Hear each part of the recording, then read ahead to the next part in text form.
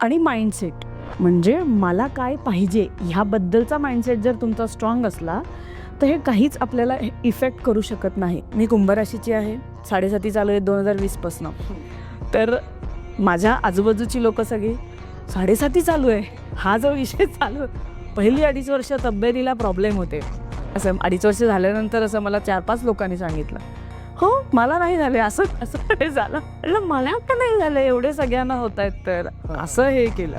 तर इथे काय होतं, ॲस्ट्रॉलॉजी बरोबर आहे, पण ॲस्ट्रॉलॉजी भविष्य बदलत नाही, तुम्हाला गायडन्स करते. हे तुमच्या आयुष्यात होऊ शकतं, त्यातून तुम्ही कसं तुम्हाला अपलिफ्ट करायचे हे सांगितलं जातं त्याच्यात. हे मोठे मोठे ॲस्ट्रॉलॉजर सुद्धा हेच सांगतात. सो माझ्या बाबतीत झालं काय, माझ्याकडे ॲक्सेप्टन्स आला होता सगळ्या गोष्टींचा.